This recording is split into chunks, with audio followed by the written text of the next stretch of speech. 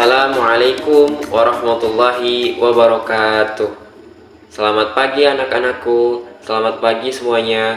Semoga kita di pagi hari yang cerah ini selalu berada dalam lindungan Allah Subhanahu wa Ta'ala.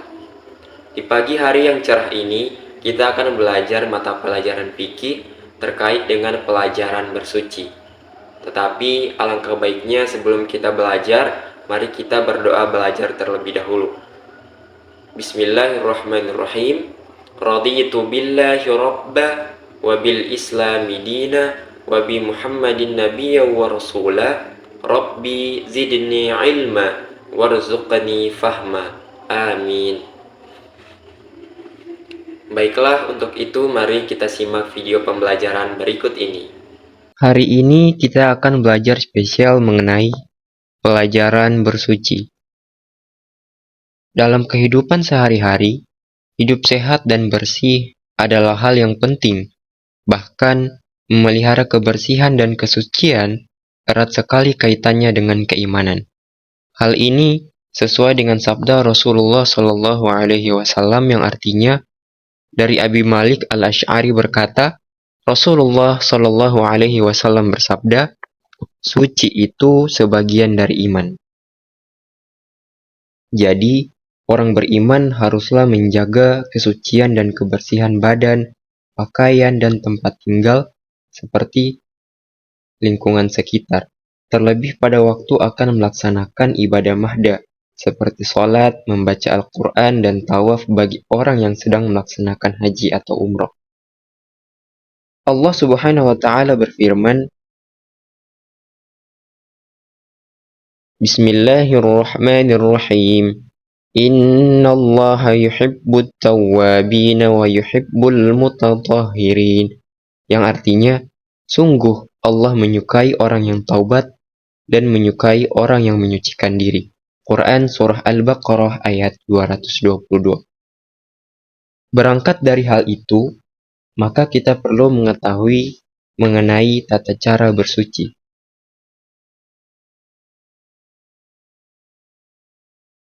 Nah, yang pertama tata cara bersuci dari hadas. Tata cara bersuci dari hadas. Nah, kita lihat yang pertama, yang kedua, yang ketiga. Nah, jadi tata cara bersuci dari hadas ada 3. Yang pertama ada wudhu, yang kedua ada tayamum, dan yang ketiga ada mandi wajib. Selanjutnya, kita mulai dari bersuci dari hadas kecil. Yang pertama wudhu. Apa sih wudhu itu? Ayo kita cari tahu. Nah, secara bahasa, wudhu berasal dari kata tawadda'a yatawadda'u wudhu'an, artinya bersih atau indah. Sementara menurut istilah, wudhu adalah membersihkan anggota tubuh dengan air yang suci menyucikan untuk menghilangkan hadas kecil berdasarkan syarat dan rukun tertentu. Nah, contohnya bisa dilihat seperti gambar di samping ini. Itulah tata cara berwudu yang selanjutnya yang akan kita pelajari. Kemudian selanjutnya kita masuk kepada dalil tentang wudu itu sendiri. Apa sih yang menjadi dasar hukum tentang berwudu? Nah, yang pertama ada hadis riwayat Bukhari. Bismillahirrahmanirrahim. An Abi Hurairah radhiyallahu anhu 'anin nabiyyi qala la yaqbalu Allahu salata ahadikum idza ahdatha hatta yatawadda. Rawahul Bukhari. Yang artinya Abu Hurairah radhiyallahu anhu berkata Nabi Shallallahu alaihi wasallam, Allah tidak menerima salat seseorang di antara kamu jika berhadas sehingga ia berwudu. Kemudian dalil yang kedua ada Quran Surah Al-Ma'idah ayat 6 yang berbunyi Bismillahirrahmanirrahim. Ya ayyuhalladzina amanu idza kuntum ilas salati faghsilu wujuhakum wa aydiyakum ilal marafiq wamsahu biru'usikum wa arjulakum ilal ka'bain. Nah, yang artinya, wahai orang-orang yang beriman, apabila kamu hendak melaksanakan sholat, maka basuhlah wajahmu dan tanganmu sampai ke siku, dan sapulah kepalamu, dan basuh kedua kakimu sampai kedua mata kaki. Itulah dasar hukum yang menjadi patokan kita untuk berwudu. Kemudian dilanjutkan dengan syarat sah wudu itu sendiri. Yang pertama ada Islam. Orang Islam wajib dong jadi sah untuk berwudu. Kemudian ada mumayyiz atau tamyiz, yakni dapat membedakan baik atau buruknya suatu pekerjaan. Kemudian menggunakan air yang suci dan menyucikan. Selanjutnya ada tidak dalam keadaan berhadas besar, dan tidak ada yang menghalangi aliran air pada anggota tubuh yang dibasuh seperti cat, getah, tato, dan benda lainnya. Jadi mohon diingat ya, wudu sah apabila kelima syarat ini terpenuhi. Jadi mohon diingat. Kemudian selanjutnya kita masuk kepada rukun wudu. Rukun wudu itu ada berapa sih? Ayo kita cari tahu. Nah, yang pertama ada niat. Jadi rukun wudu pertama itu ada niat. Kemudian niat itu apa? Niat itu adalah menyengaja untuk berwudu, untuk menghilangkan hadas kecil, semata-mata karena tunduk kepada Allah Subhanahu wa Ta'ala. Berikut niat wudu apabila dilafalkan. Bismillahirrahmanirrahim. Nawaitul wudu'a li raf'il hadatil asghari fardhan lillahi ta'ala. Yang artinya, saya berniat wudu untuk menghilangkan hadas kecil fardu karena Allah Ta'ala. Nah, selanjutnya ada membasuh muka. Rukun wudu kedua yang tidak bisa kita tinggalkan yakni membasuh muka. Dibasuhi mulai dari batas tumbuh rambut kepala sampai bawah dagu, hingga sejajarkan dengan dibasuh batas antara dua telinga. Kemudian ada membasuh dua tangan sampai siku. Nah, jadi ini juga yang tidak bisa kita lewati. Kemudian menyapu sebagian kepala atau yang sering kita kenal dengan ubun-ubun. Kemudian ada membasuh kedua kaki sampai mata kaki. Dan yang terakhir itu ada tertib. Jadi harus tertib. Selain rukun wudu, ada juga mengenai tentang sunnah wudu itu sendiri. Nah, sunnah wudu kita harus wajib membaca basmalah. Ada membasuh kedua telapak tangan sampai pergelangan tangan, berkumur-kumur dan menggosok gigi, istinsyak dan istinsyar yang artinya memasukkan air ke dalam hidung, sedangkan istinsyar itu dia mengeluarkan air dari hidung. Nah, kemudian menyapu seluruh kepala, menyela-nyela jenggot yang tebal sampai merata khususnya bagi mereka yang memilikinya. Kemudian membasuh telinga bagian luar dan dalam. Selanjutnya membersihkan sela-sela jari tangan dan kaki. Mendahulukan anggota wudhu yang kanan daripada yang kiri. Membasuh tiap-tiap anggota wudhu sebanyak 3 kali. Kemudian berurutan, maksudnya tidak lama selang waktunya dalam mengerjakan aktivitas wudhu yang satu dengan yang lain. Kemudian tidak bercakap-cakap selama berwudhu. Jadi yang masih bercakap-cakap tolong tidak lagi anak-anakku semua dalam keadaan berwudhu atau dalam saat mengambil wudhu tidak lagi bercakap-cakap, oke? Dan tidak mengelap air wudhu kecuali terpaksa. Jadi habis wudhu tidak bisa kita lap kecuali memang dalam keadaan terpaksa. Dan menghadap kiblat itu. Selanjutnya ada berdoa setelah melakukan wudhu. Nah, berdoa setelah melakukan wudhu, ada yang tahu bagaimana doanya? Jadi mari kita lihat. Nah, Bismillahirrahmanirrahim. Asyhadu an la ilaha illallah wahdahu la syarikalah wa asyhadu anna Muhammadan abduhu wa rasuluh. Allahumma ja'alni minat tawwabina wa ja'alni minal mutatahhirin wa ja'alni min ibadikas salihin. Yang artinya, aku bersaksi, tidak ada Tuhan selain Allah yang Maha Esa, tidak ada sekutu baginya, dan aku bersaksi bahwa Nabi Muhammad adalah hamba dan utusannya. Ya Allah, jadikanlah aku dari golongan orang ahli taubat, dan jadikanlah aku orang yang suci, dan jadikanlah aku termasuk dari golongan hambamu yang soleh. Kemudian, adapun hal yang dapat membatalkan wudhu, sama halnya dengan hal-hal yang menyebabkan seseorang berhadas kecil, khusus bagi orang yang tertidur dalam keadaan duduk, namun posisi duduknya tetap pada tempatnya, maka wudhunya tidak batal. Oke, boleh diingat ya anak-anakku semuanya. Selanjutnya kita akan masuk ke tata cara berwudhu. Nah, kita lihat. Nah, yang pertama ada mencuci kedua telapak tangan, dari tangan kanan hingga kiri. Kemudian hingga bersih dari segala kotoran yang tampak maupun tidak tampak. Nah, kemudian ada membersihkan mulut dan lubang hidung. Seperti yang dijelaskan tadi, membasuh muka, membersihkan tangan kanan dan kiri dari pergelangan tangan sampai ke siku, kemudian ada mengusap kepala, ada menyapu kedua telinga, kemudian ada membersihkan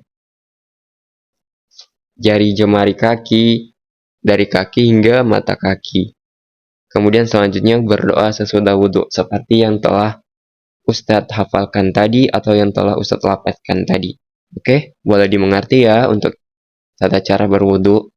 Kemudian kita lanjutkan dengan bersuci dari hadas kecil. Yang kedua ada tayamum. Apa sih tayamum? Menarik. Nah, jadi secara bahasa tayamum memiliki makna al-qasdu, artinya kesengajaan atau tujuan. Menurut istilah, tayamum adalah menyapukan tanah atau debu yang baik, yang suci, ke muka dan kedua tangan sampai siku dengan beberapa syarat yang telah ditentukan. Tayamum adalah pengganti wudhu dan mandi sebagai rukhsah atau keringanan bagi orang yang tidak memakai air karena beberapa halangan. Oke, boleh dimengerti ya mengenai pengertian tayamum ini. Selanjutnya kita ada tentang dalil tentang tayamum. Wudhu ada dalilnya, sedangkan tayamum juga ada dalilnya.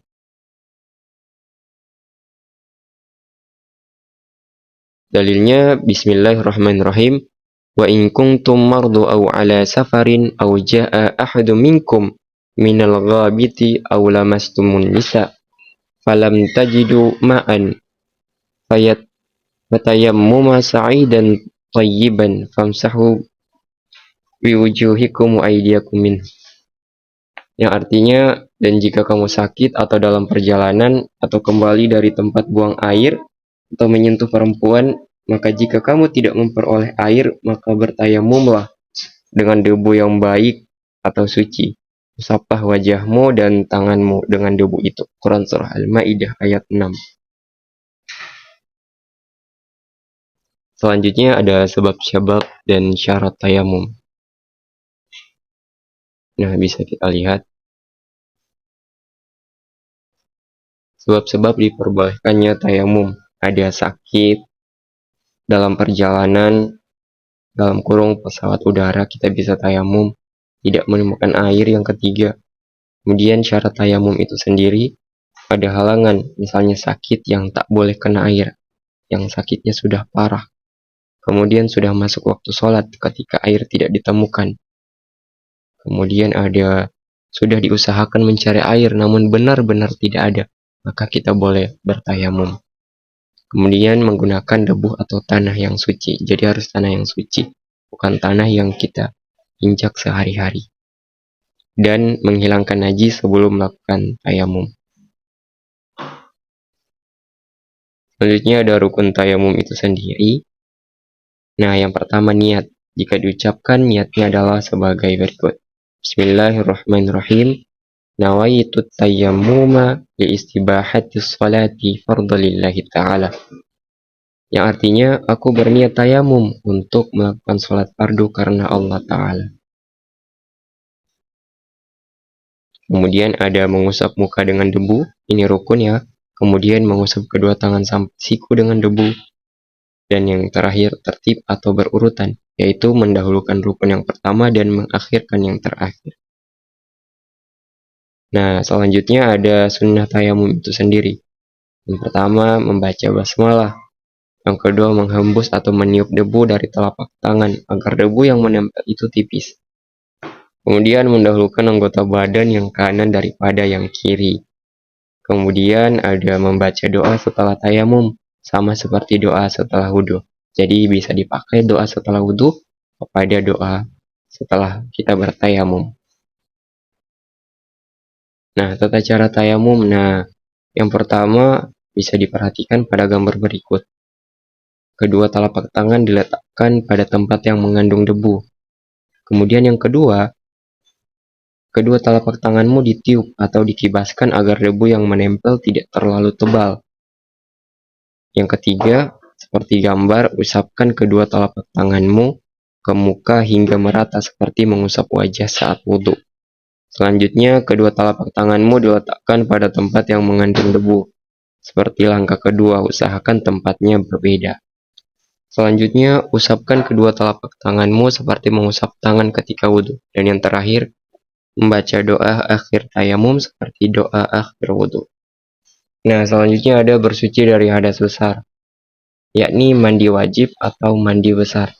Apa sih mandi wajib itu? Jadi, mandi wajib adalah mandi atau menuangkan air ke seluruh badan dengan tata cara tertentu untuk menghilangkan hadas besar.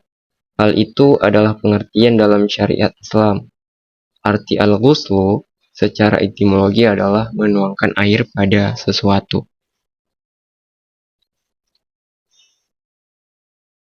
Selanjutnya ada syarat-syarat mandi wajib. Nah, tolong diperhatikan, beragama Islam itu wajib. Kemudian mumayyiz, yang sudah dapat membedakan yang baik dan benar, yang sudah dapat membedakan yang baik dan buruk. Kemudian dengan menggunakan air mutlak, yaitu air yang suci dan menyucikan. Selanjutnya tidak ada yang menghalangi sampainya air ke anggota badan. Dan yang terakhir, tidak dalam keadaan haid atau nifas. Nah, selanjutnya dari syarat, ada juga yang dinamakan dengan rukun dan sunnah mandi wajib. Rukun mandi wajib itu sendiri, yang pertama niat. Seperti biasa, niat yang pertama, yang dimana maksudnya adalah kita berniat menghilangkan hadas besar untuk melaksanakan ibadah kepada Allah Subhanahu wa taala. Jika dilafalkan niatnya adalah sebagai berikut.